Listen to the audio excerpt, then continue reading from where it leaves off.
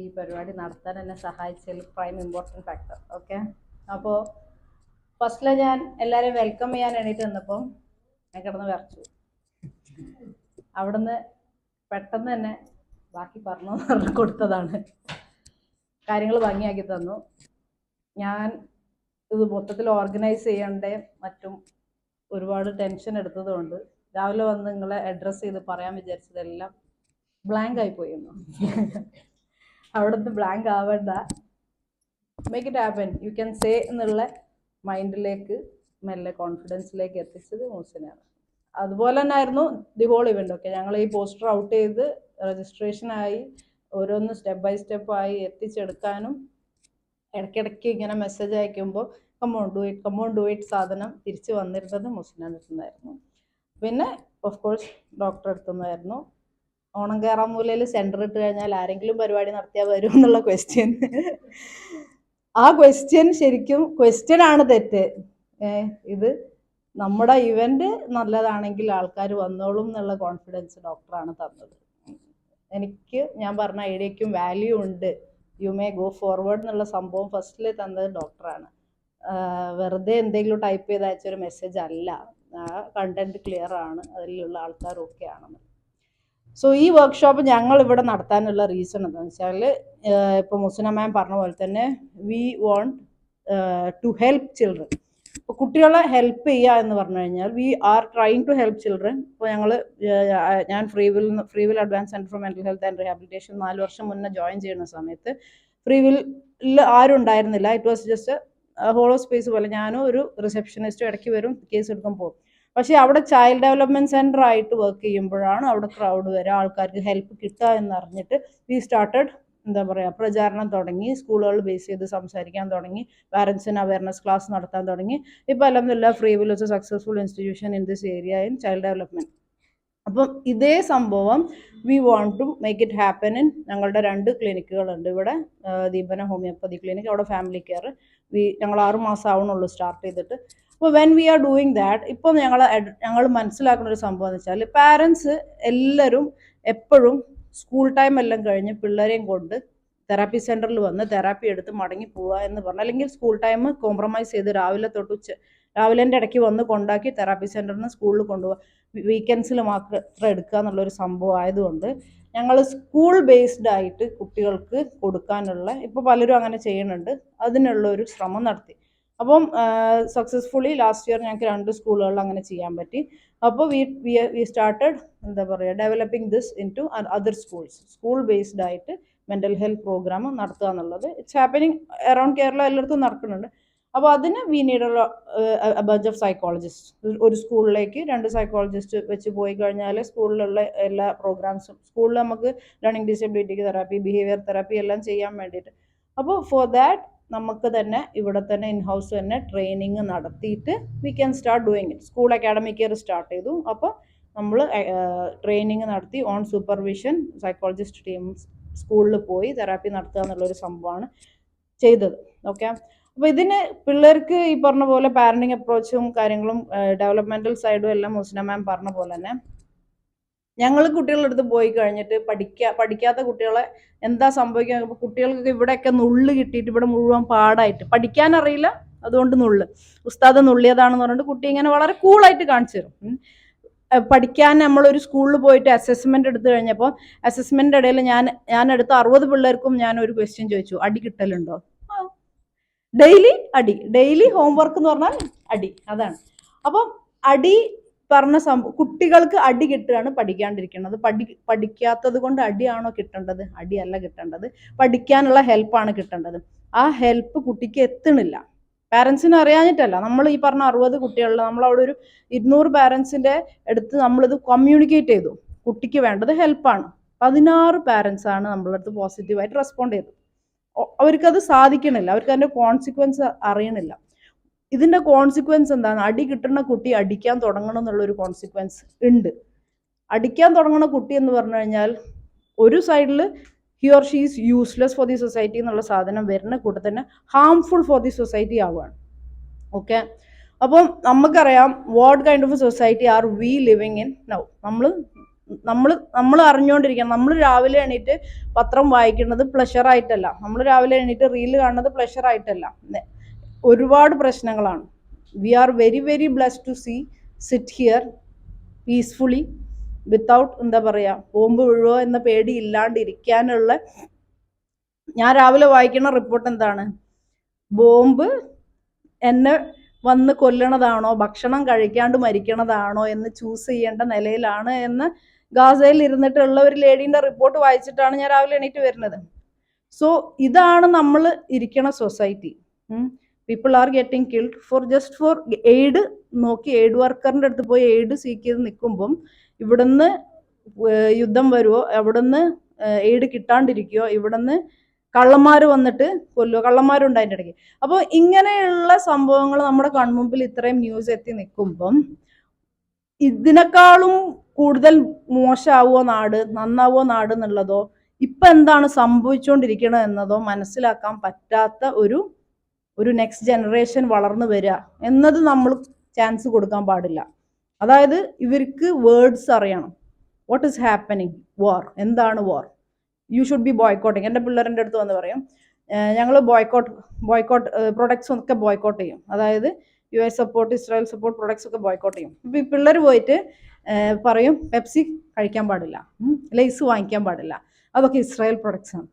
അപ്പോൾ ഈ പിള്ളേർ ചോദിക്കും എന്താ അങ്ങനെ പറഞ്ഞാൽ, എന്തിനാ അത് വാങ്ങിക്കാണ്ടിരിക്കണത്, എന്താണ് ഈ പ്രൊഡക്റ്റ്, എങ്ങനെയാണ് ഇവിടെ വരുന്നത്, ഇതെങ്ങനെയാണ് ഇവിടുന്ന് അങ്ങോട്ട് എത്തുന്നത്, ഇതിൻ്റെ പൈസ എങ്ങനെ, ഇതൊന്നും ഇവർ ഇരുന്ന് പറഞ്ഞു കൊടുത്താലും ഡേ 1 ഡേ 2 ഡേ 3 ഡേ 4 പറഞ്ഞു കൊടുത്ത് മടുക്കുക എന്നല്ലാണ്ട് ആർക്കൊന്നും മനസ്സിലാവണില്ല. എന്തുകൊണ്ട് മനസ്സിലാവണില്ല? ബേസിക്കലി ഇവർക്ക് ഈ പറഞ്ഞ ലാംഗ്വേജ് ആക്സസ് ഇല്ല. ലാംഗ്വേജ് അറിയണ്ടേ, എന്താണ് ബോയ്ക്കോട്ട് എന്ന് പറഞ്ഞ വാക്കിൻ്റെ അർത്ഥം, ആ അർത്ഥം നമ്മൾ ഡിസ്ക്രൈബ് ചെയ്യുമ്പോൾ അതിൽ ആ ഡിസ്ക്രൈബ് ചെയ്യുമ്പോൾ വരുന്ന വേർഡ്സിൻ്റെ മീനിങ്, ആ മീനിങ്സ് പിക്ചറായി കാണാൻ ഇമാജിൻ ചെയ്യാനുള്ള കപ്പാസിറ്റി, ബ്രെയിൻ ഡെവലപ്മെൻറ്റ്, ഇതൊന്നും ഇല്ല. മാഡം പറഞ്ഞ പോലെ ഹ്യൂമൻ ഇൻട്രാക്ഷൻ ഇല്ല. പാരൻസ് വീട്ടിലേക്ക് വരുന്നു, അംഗൻവാടി ടീച്ചർമാരെ പോലെ തന്നെ പാരൻസ് എന്ത് ചെയ്യണത്, ബെസ്റ്റ് പ്രൊവൈഡറാണ്. എല്ലാവരും നന്നായി ഫുഡ് നന്നായി കൊടുക്കുന്നുണ്ട്, ഫുഡ് നന്നായി എഡ്യൂക്കേറ്റ് ആയിട്ട് ഫുഡ് കൊടുക്കുന്നുണ്ട്, അവർക്ക് ആവശ്യമുള്ള ഫുഡ് കൊടുക്കുന്നുണ്ട്. അത് ഈ പറഞ്ഞ പോലെ അവർക്ക് ആവശ്യമുള്ള ഫുഡാണെങ്കിലും കംപ്ലീറ്റ് ആണ്. പക്ഷെ എവിടെ തലച്ചോറിലേക്കുള്ള ഫുഡ് എവിടെ? Nothing is happening. കോൺവെർസേഷൻസ് ഇല്ല. അപ്പോൾ ആ കോൺവെർസേഷൻസ് ഇവർക്ക് സ്കൂൾ വഴിയെങ്കിലും കിട്ടുകയാണെന്നുണ്ടെങ്കിൽ ഇവർ കേൾക്കാൻ സാധ്യതയുള്ള യൂട്യൂബിലെ ഷോർട്സ്, ഇവർ ഫോൺ ആക്സസ് ചെയ്യും, ഇവർ വീഡിയോസ്, ഇവർ സ്പീച്ചുകൾ കേൾക്കുകയാണെന്നുണ്ടെങ്കിൽ they need to understand language ഇല്ലാത്ത പിള്ളേരെ. അപ്പം next generation society anti social ആവാണ്ടിരിക്കാൻ വേണ്ടിയിട്ട്, next generation society socially aware ആവാൻ വേണ്ടിയിട്ട് we need all this to happen. നമ്മുടെ സൊസൈറ്റി നമുക്ക് when we are elder population, നമുക്ക് സൊസൈറ്റിയിൽ ജീവിക്കാൻ പറ്റുന്ന രീതിയിൽ നമ്മുടെ സൊസൈറ്റിയും നമ്മുടെ ലോകവും പൊളിറ്റിക്കലി നിലനിൽക്കാൻ വേണ്ടിയിട്ട് we need to start from scratch. അപ്പം ഇങ്ങനെയുള്ള ഒരു സംഭവം കൂടി ബിഹൈൻഡ് ദിസ് ഞാൻ കാണുന്നുണ്ട്. ഓക്കെ, അപ്പം അതും കൂടി നിങ്ങളടുത്ത് കൺവേ ചെയ്യാൻ വിചാരിച്ചിരുന്നു. താങ്ക്സ് എ ലോട്ട് അഗെയിൻ അത് കൺവേ ചെയ്യാനുള്ള ഗട്ട്സ് തന്നതന്നെ. ഓക്കെ, അപ്പോൾ നമുക്കെല്ലാവർക്കും പരിചയപ്പെടാം, നമുക്കെല്ലാവർക്കും കൂടുതൽ ഇൻട്രാക്ട് ചെയ്യാം, മനസ്സിലാക്കാം.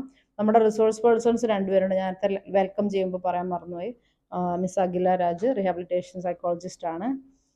അമ്മ multi speciality clinic Cherpulassery work ചെയ്യാണ്. മിസ് റാഷിദ KV ആൾ freewill advance centre for mental health rehabilitation Tirur ടൗണിൽ തന്നെയുള്ള സ്ഥാപനമാണ്. 7 വർഷമായിട്ടുള്ള സ്ഥാപനമാണ്. അതിൽ 5 വർഷമായിട്ട് പ്രാക്ടീസ് ചെയ്യാണ്. ഡോക്ടർ മധുസൂദനൻ എനിക്ക് ഭയങ്കരമായിട്ട് അറിയുന്ന ആളായതുകൊണ്ടാണ് ഞാൻ സ്കൂളിൽ എൻ്റെ വീടിൻ്റെ തൊട്ടടുത്ത് ഞങ്ങൾ 2 പേരും കൂടി ഒരുമിച്ചാണ് നടന്ന് വന്നിരുന്നത്. പക്ഷെ എന്നെക്കാളും സീനിയറാണ്.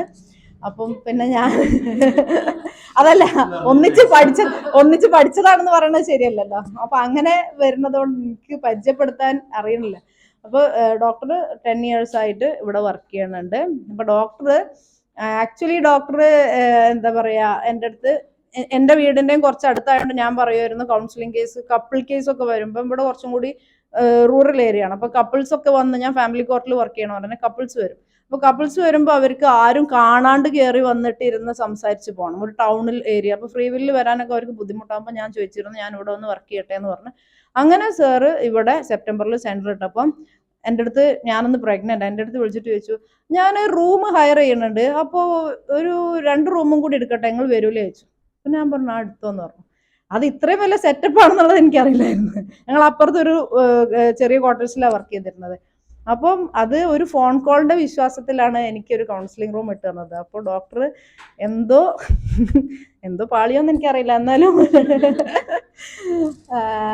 അപ്പോൾ കോൺഫിഡൻസ് തന്ന് നിലനിർത്തുക എന്നുള്ളതാണ് ഡോക്ടർ ഏറ്റവും കൂടുതൽ എനിക്ക് തന്നുകൊണ്ടിരിക്കുന്നത്. ഓക്കെ. പിന്നെ ഇവിടെ തസീന ഡോക്ടർ ഉണ്ടായിരുന്നു. തസീന മാമും അതുപോലെ തന്നെ എന്നെ വിളിച്ച് നിങ്ങൾ വരി, നിങ്ങളെ ക്വാളിഫിക്കേഷൻ ഓക്കെ ആണെന്നുണ്ടെങ്കിൽ നിങ്ങൾ വന്ന് വർക്ക് ചെയ്യുമെന്ന് പറഞ്ഞ് അങ്ങനെ വർക്ക് ചെയ്യാൻ തുടങ്ങിയതാണ്. പിന്നെ എൻ്റെ കൂടെ വർക്ക് ചെയ്യണ 5-6-7 പേര് ജൂനിയേഴ്സ് ഉണ്ട്, എല്ലാവരെയും പരിചയപ്പെടാം. ഓക്കെ. അപ്പോൾ താങ്ക് യു ഓൾ. നമുക്ക് ഇനോഗ്രൽ സെഷൻ കൺക്ലൂഡ് ചെയ്യാം. ബൈ. ഡോക്ടർ വക ചെറിയ ബോട്ട്. Thank you. എല്ലാവർക്കും നമസ്കാരം. ഞാൻ ഡോക്ടർ മധു. അപ്പോൾ ഇന്നിപ്പോൾ ആദ്യം പറയാനുള്ളത് നമ്മളെ ചീഫ് ഗസ്റ്റിൻ്റെ സ്പീച്ചാണ്. നമുക്കെന്താ പറയുക, നിങ്ങളെല്ലാവരും നേരിടുന്ന ഏറ്റവും വലിയ ചലഞ്ച് എന്ന് പറഞ്ഞു കഴിഞ്ഞാൽ പാരൻസിന് അറിയില്ല അവർക്ക് എന്താ ആവശ്യമുള്ളതെന്ന്, എന്താ സ്പോട്ട് ചെയ്യേണ്ടതെന്നുള്ളത്. ആ ഒരു കാര്യം തിരിച്ചറിയാനുള്ള ഒരു കപ്പാസിറ്റി ഉണ്ടാക്കിയെടുക്കുക എന്നുള്ളതായിരുന്നു നമ്മളൊരു വർക്ക്ഷോപ്പിൻ്റെ ഉദ്ദേശം. അതാണ് മാം ഇന്ന് ഫുള്ള്, അതാണ് ഞാൻ ഇൻപുട്ടായിട്ട് എനിക്ക് കിട്ടിയത്. അത് നിങ്ങൾക്ക് ഓരോരുത്തർക്കും 100 മടങ്ങായിട്ട് സൊസൈറ്റിയിലേക്ക് ചെയ്യാൻ കഴിയട്ടെ എന്ന് ആശംസിക്കുക ആദ്യം തന്നെ. പിന്നെ മാഡം ഇപ്പോൾ സ്പീച്ച് ആണെങ്കിലും ഒരു 1 സൈഡഡ് ആയിരുന്നില്ല, നിങ്ങൾ ശ്രദ്ധിച്ചിട്ടുണ്ടാവും. ഭയങ്കര ലിസണിങ് ആയിരുന്നു. നിങ്ങൾ ഓരോരുത്തരും ഇപ്പം സംസാരിക്കുമ്പോഴൊക്കെ, ഇപ്പോൾ സ്പീച്ചിൽ പോലും ലിസണിങ് ഭയങ്കര ഇൻസ്പയറിംഗ് ആണ് മാം. അപ്പോൾ എന്തായാലും ചെറിയൊരു ഇന്ന് വേറെ എൻഗേജ്മെൻ്റ് ഉണ്ട് തോന്നുന്നു മാഡത്തിന്, നമുക്കൊരു സെഷൻ വേണം മാഡത്തിൻ്റെ. അപ്പോൾ ഈ ഒരു ചെറിയ സമയത്തിനാണെങ്കിൽ പോലും കേട്ടിട്ട് ഇവിടെ നിന്ന് ഓടുകയാണ് തോന്നുന്നുണ്ട് Wayanad. Okay, thank you for coming, thank you for blessings. പിന്നെ നമ്മൾ 2 റിസോഴ്സ് പേഴ്സൺസ് റഷീദ് ആൻഡ് അഖില, അപ്പോൾ നിങ്ങളുടെ സെഷന് വേണ്ടിയിട്ട് ഇൻപുട്ടിന് വേണ്ടി കാത്തിരിക്കുകയാണ്. Thank you for your time. പിന്നെ നമ്മളെ അണിക്കല്ല് ഷൈമ എന്തും എക്സിക്യൂട്ട് ചെയ്യുക എന്നുള്ളതാണ്. എന്താ പറയുക, നമുക്ക് ബുദ്ധിമുട്ടുകൾ ഉണ്ടാവും, ഹിൻഡ്രൻസ് ഉണ്ടാവും, അതൊക്കെ എൻ്റെ പാട്ടിന് പോകും. നമ്മൾ കാര്യങ്ങൾ നടക്കട്ടെ എന്നുള്ള ആറ്റിറ്റ്യൂഡാണ്. അപ്പോൾ ആ ആറ്റിറ്റ്യൂഡിൻ്റെ പേരിലാണ് ഈ റൂം കിട്ടിയത്. ഷൈമയുടെ കീഴിലുള്ളത്. അപ്പോൾ ഈ ടീമിന് മൊത്തം ഷൈമയുടെ കീഴിലുള്ള എല്ലാവരോടും ഞാൻ താങ്ക്സ് പറയുകയാണ്. പിന്നെ നിങ്ങൾ ഓരോരുത്തരും, ആകെ ഒരു സൺഡേ ആണ് നിങ്ങൾക്ക് ഫാമിലിയുടെ ഒപ്പം ചിലവഴിക്കാനുണ്ടാവുക. ആ സൺഡേ ഇവിടെ വന്ന് ഇത് പാർട്ടിസിപ്പേറ്റ് ചെയ്യാൻ ആ ഒരു സമയം തന്നതിന്, ഞങ്ങൾ വിശ്വാസം അർപ്പിച്ചതിന് ഓരോരുത്തരോട് നന്ദി പറയുന്നു. Thank you.